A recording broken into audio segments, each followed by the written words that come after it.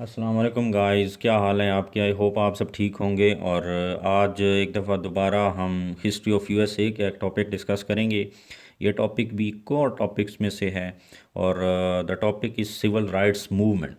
Civil rights movement एक बहुत ही इसकी वेटेज है यूएस हिस्ट्री के अंदर, और नंबर ऑफ़ टाइम्स ये क्वेश्चन आ जाता है इस टॉपिक के ऊपर, आया हुआ है पहले भी। तो आज हम इस टॉपिक को डिस्कस करेंगे। हम देखेंगे सिविल राइट्स मूवमेंट स्टार्ट क्यों की गई, इसका बैकग्राउंड क्या था और इसकी मैनिफेस्टेशन क्या थी। कैसे हमें पता चलता है कि सिविल राइट्स मूवमेंट जो है वो मुल्क के अंदर चल रही थी और इसका एंड क्या हुआ। तो सबसे पहले हम डिस्कस कर लेते हैं इसका बैकग्राउंड। मैंने कोशिश की है कि हर लेक्चर जो है उसका बैकग्राउंड दिया जाए, ताकि हर लेक्चर जो है वो पिछले लेक्चर से लिंक हो और जो नेक्स्ट लेक्चर होगा उसके साथ भी उसका लिंक डेवलप हो जाएगा। तो इससे क्या होगा, जब लिंक डेवलप हो जाएगा तो फिर एक से ज़्यादा टॉपिक्स के अंदर जब आपसे अगर वो सवाल पूछ लेता है तो फिर you would be able to answer. तो इसमें इसलिए आपको हेल्प होगी और पूरी की पूरी जो स्टोरी चल रही है वो आपके जहन में होगी। अब वो किसी भी तरीके से वो आपसे पूछ लेता है, फॉर एग्जांपल अगर वो अभी आपसे एक सवाल के चार पार्ट बना के आपसे पूछ ले और वो कहे कि what was the background of civil war and what was the manifestation of civil war in United States of America, and then फिर वो उसी सवाल के अंदर आपसे पूछ ले why civil rights movement was started, ये क्यों की गई। तो अब ये तीनों चीज़ें जो हैं वो एक दूसरे से मैं लिंक करके आपको पढ़ा रहा हूँ, ताकि आपको पता चले कि जब सिविल वार जो थी उसकी रीजंस क्या थी, वो हुई क्यों, और फिर जब सिविल वार के एंड पे जो है वो कॉन्स्टिट्यूशनल अमेंडमेंट्स कर दी गई, ब्लैक स्लेव्स को राइट्स दे दिए गए, तो फिर सिविल राइट्स मूवमेंट चलाने की क्या ज़रूरत थी, ये क्यों चली। तो इस तरीके से जब आप टॉपिक्स को पढ़ेंगे तो आपको कभी भी फिर वो भूलेंगे नहीं या फिर वो आप इसको मिसअंडरस्टैंड नहीं करेंगे। तो हम बैकग्राउंड से स्टार्ट करते हैं। बैकग्राउंड है कि प्रीवियस लेक्चर है ये कि एब्रोगेशन ऑफ स्लेवरी हुई 1965 के अंदर। जब कॉन्स्टिट्यूशनल अमेंडमेंट्स की गई तो स्लेवरी को ख़त्म किया गया। तो आपको पता है कि सिविल वार की जो एक बड़ी वजह थी वो स्लेवरी थी, तो इसलिए जब वार ख़त्म हुई तो सबसे पहले स्लेवरी को ख़त्म किया गया। फिर सिविल वार 1965 के अंदर जब ख़त्म हुई तो कॉन्स्टिट्यूशनल अमेंडमेंट्स की गई थी स्लेवरी को ख़त्म करने के लिए, और वो कौन सी थी, 13, 14 एंड 15 अमेंडमेंट वो की गई। और जब स्लेवरी एब्रोगेट हुई तो अराउंड 4 मिलियन स्लेव जो थे उनको आज़ादी मिली। जो साउथ के अंदर लोग काम कर रहे थे एज ए स्लेव, तो वो 40 लाख तकरीबन लोग थे जिनको आज़ादी मिली। लेकिन हुआ क्या, आज़ादी कॉन्स्टिट्यूशनल अमेंडमेंट्स करके उनको लीगल अमेंडमेंट्स के ज़रिए तो दे दी गई, लेकिन प्रैक्टिकली उनको वो आज़ादी नहीं मिली। और जो लोग थे वहाँ पर वाइट अमेरिकन्स, वो उनको एक्सेप्ट नहीं कर रहे थे उन बाय हार्ट, क्योंकि वो नहीं चाहते थे कि एक दिन पहले जिनको हम स्लेव्स कहते थे आज वो हमारे बराबर इक्वल सिटीज़न हो गए हैं, तो हाउ इज़ इट पॉसिबल। तो सिर्फ बेसिकली उनका नाम ही चेंज हुआ था, पहले उनको स्लेव्स कहा जाता था, फिर उनको ब्लैक्स कहना शुरू कर दिया गया। तो ये जस्ट चेंज आया था। प्रैक्टिकली जो चेंज आना चाहिए था कॉन्स्टिट्यूशनल अमेंडमेंट्स के ज़रिए वो नहीं आया। और फिर ये अपने कॉन्स्टिट्यूशनल अमेंडमेंट्स के ज़रिए जो उनको राइट्स दिए गए थे, वो उन राइट्स को हासिल करने के लिए उनको 100 साल इंतज़ार करना पड़ा। और ये एक बड़ा लेंथी टाइम प्रोसेस था जो उन्होंने, जहाँ से वो गुज़रे, और 100 साल के बाद उनको वो अपने सिविल राइट्स दिए गए। तो हम मूवमेंट को डिस्कस करेंगे। ये सारा था बैकग्राउंड कि किस तरीके से स्लेवरी थी, फिर उसको ख़त्म किया गया, जंग के ख़त्म होने पे फिर कितने लोग थे, और फिर ये सारी चीज़ें। अब देखें ना, उनको ना कोई इंफ्रास्ट्रक्चर दिया गया, वो स्लम्स के अंदर, स्लम्स क्या होती हैं, कच्ची आबादियाँ जो होती हैं, वहाँ पर वो रहना शुरू हो गए, और वो सारे बुरे हालात उन्होंने देखे। और फिर इसी दौरान फिर सिविल राइट मूवमेंट जो था, डिफरेंट इवेंट्स होते रहे, और वो उनको सिविल राइट मूवमेंट को वो उन्होंने मज़ीद जो है वो प्रमोट किया। अब हम सबसे पहला इवेंट देखते हैं जहाँ से हमें सिविल राइट मूवमेंट स्टार्ट होती नज़र आती है। 17, आपको पता है 4 जुलाई 1776 को अमेरिका आज़ाद हुआ।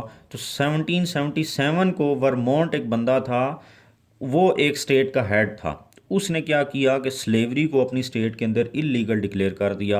ये हमें सबसे पहली मैनिफेस्टेशन नज़र आती है सिविल राइट्स मूवमेंट की, और स्लेवरी को ख़त्म करने के लिए 1777 के अंदर। तो जब आप इस तरह हिस्टोरिकल पॉइंट्स आप लिखेंगे तो डेफिनेटली आपको वेटेज मिलेगी वहाँ पर पेपर में। फिर 1863 के अंदर क्या हुआ, इमेंसिपेशन प्रोक्लेमेशन। इमेंसिपेशन कहते हैं आज़ादी को। तो इसको प्रोक्लेम करने के लिए क्या हुआ कि मैंने आपको बताया था 1860 का जो इलेक्शन हुआ था, वहाँ पर अब्राहम लिंकन ने जो अपनी इलेक्शन कैंपेन चलाई थी वो सारी की सारी स्लेवरी को ख़त्म करने के ऊपर थी।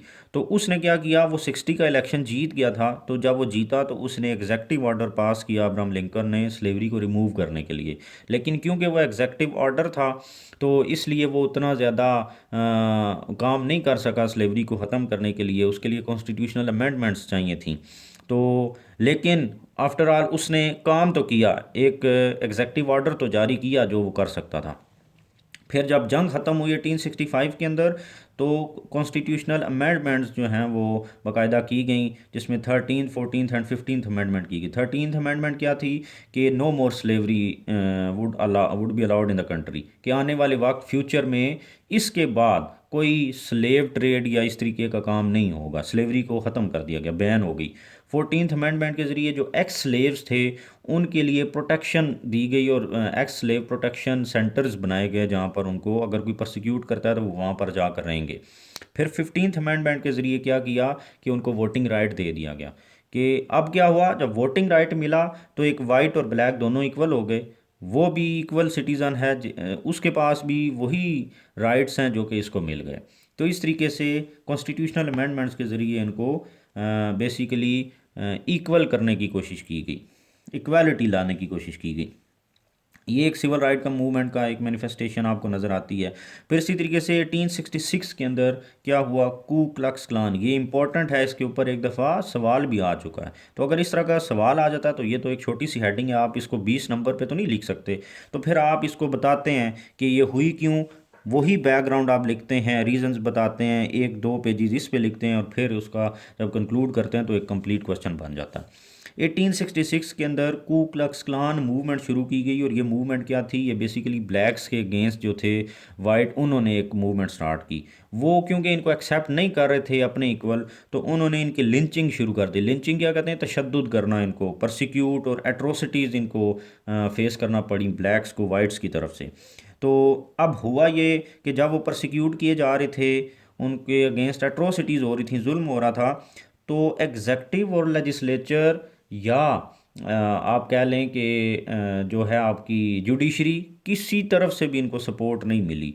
और इनके इवन क्या किया जाता था इस मूवमेंट के तहत, किसी की नोज़ काट दी जाती थी, किसी के कान काट दिए जाते थे, या डिफरेंट बॉडी पार्ट्स को ये काट देते थे ब्लैक्स के। तो अब ये देखें कितना बुरा काम था जो इनके अगेंस्ट हो रहा था, लेकिन किसी तरफ से भी कोई सपोर्ट नहीं मिल रही थी। उसके बाद 1909 के अंदर NAACP बना। वो क्या था, national association for the advancement of coloured people.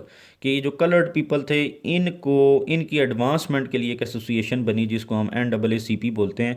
और इस एसोसिएशन का ने क्या किया, इसने बेसिकली लोगों को रियलाइज़ कराया कि blacks are those people which you were supporting before civil war. कि ये वही लोग हैं जिनको आप सपोर्ट कर रहे थे सिविल वार से पहले, नॉर्दर्न पर्टिकुलरली जो नॉर्थ अमेरिका के लोग थे। तो बेसिकली वो डिस्करेज कर रहे थे उस स्लेवरी को। तो जब स्लेवरी ख़त्म हुई तो अब क्या हो रहा था, वो उनको एक्सेप्ट नहीं कर रहे थे। तो इस एसोसिएशन ने ये किया कि लोगों को रियलाइज़ कराया कि ये वही लोग हैं जिनके लिए आप बात कर रहे थे। अब जब इनको कॉन्स्टिट्यूशनल राइट्स मिल गए हैं तो अब आप इनको नहीं एक्सेप्ट कर रहे, दिस इज़ नॉट फेयर। तो इसलिए उन्होंने ये एसोसिएशन बनाई और ब्लैक्स को सपोर्ट करने की कोशिश की। ये भी एक हिस्सा है सिविल राइट्स मूवमेंट का कि किस तरीके से ब्लैक्स को उनके सिविल राइट्स दिलवाने के लिए एसोसिएशंस बनाई जा रही थी। फिर 1955 के अंदर रोज़ा पार्क इंसिडेंट हुआ। ये बड़ा इंपॉर्टेंट है, सम टाइम MCQs में भी आ जाता है, आपको पता हो। एक नॉर्म डेवलप हो चुकी थी उस वक्त, क्योंकि ब्लैक्स को तो इन्फीरियर कंसिडर किया जा रहा था और वाइट जो थे वो सुपीरियर खुद को कहते थे। तो नॉर्म ये सेट हुई थी कि black would left place for white on his arrival इन बस। कि अगर बस के अंदर एक ब्लैक बैठा हुआ है या बैठी हुई है और किसी और जगह से कोई वाइट आ जाता है, तो नॉर्म ये थी कि ब्लैक जो है वो उठेगा और वाइट को वहाँ पर बस में बैठने की जगह देगा। हुआ ये कि रोज़ा पार्क एक ब्लैक औरत थी, लड़की थी, उसने एक वाइट के आने पर अपनी जगह नहीं छोड़ी, जिसकी वजह से उसको बहुत ज़्यादा उसने अब्यूज़ किया, उसको जो है उसकी लिंचिंग की। तो उससे क्या हुआ कि मोंटगोमरी बस बाइकॉट शुरू किया। इस नाम से इसको जाना जाता है कि ब्लैक्स ने बसेस जो थी उसका बाइकॉट ही कर दिया। और इवन एक साल तक वो उन्होंने बसेस का बाइकॉट किया और वो बसेस में नहीं बैठे। ये एक मतलब देखे ना, उसका राइट है, वो बैठी हुई है तो वो क्यों उठे भाई? वो आप अगर पहले आ जाते हैं तो आप बैठ जाएं। तो ये एक उसको मतलब ब्लैक्स को अब्यूज़ किया जा रहा था। तो ये एक मैनिफेस्टेशन थी कि किस तरीके से उन्होंने प्रोटेस्ट किया उस एक्ट के अगेंस्ट। इसी तरीके से वाशिंगटन डीसी की तरफ मार्च हुआ 1963 के अंदर। और ये बहुत इंपॉर्टेंट है कि 0.25 मिलियन पीपल मार्च, तकरीबन 2.5 लाख लोगों ने मार्च किया वाशिंगटन डीसी की तरफ। और लिंकन मेमोरियल जो बना हुआ है वहाँ पर, उन्होंने कहा कि हम उसकी तरफ मार्च करेंगे और उसे बताएंगे कि 1965 के अंदर जो तुमने हमें राइट्स दिए थे वो आज तक हमें नहीं मिले। देखें कितना टाइम गुजर चुका है। 1865 के अंदर जंग ख़त्म हुई थी और कॉन्स्टिट्यूशनल अमेंडमेंट्स हुई थी। 1963 तकरीबन 100 साल हो गए। और मार्टिन लूथर किंग जेआर जो था वो इन ब्लैक्स का लीडर था। उसने एक स्पीच की जिसको आप जानते हैं, आई हैव अ ड्रीम उसका नाम था। तो वहाँ पर बहुत सारे लोगों ने प्रोटेस्ट किया और ये पॉपुलर हो गई उनका प्रोटेस्ट, उनको उसको बेसिकली एक्सेप्ट किया गया। तो हुआ फिर ये कि सिविल राइट एक्ट पास किया लिंडन बी जॉनसन ने 1964 के अंदर। और उस एक्ट के तहत ब्लैक्स को रिकग्नाइज़ किया गया और फिर कॉन्स्टिट्यूशनल राइट्स दिए गए उनको, जिनके लिए वो डिमांड कर रहे थे, जो उनको 1865 के अंदर दिए गए थे। तो इस तरीके से आपकी सिविल राइट्स मूवमेंट जो है वो कंप्लीट होती है। मैंने लिंक भी पिछले लेक्चर का भी बता दिया, अगले का भी बता दूंगा। और ये जो लिंक लेक्चर था इसको भी कम्प्लीटली मैंने एक्सप्लेन कर दिया है। होप आपको समझ आ गई होगी। और आपको अगर समझ आ रही है तो मेरे चैनल को सब्सक्राइब भी कर दें, शेयर भी कर दें। और इसके बाद हम प्रोग्रेसिव मूवमेंट पढ़ेंगे कि सिविल राइट मूवमेंट के दौरान ऐसा क्या हुआ कि उसके बाद प्रोग्रेसिव मूवमेंट चल पड़ी। कौन से ऐसे काम हुए, इकोनॉमी कैसे जो है वो डाउन चली गई सिविल राइट्स मूवमेंट के दौरान, और कौन कौन से इफ़ेक्ट हुए। तो आई होप आपको समझ आ गई होगी। और आज के लिए इतना ही। Thank you very much.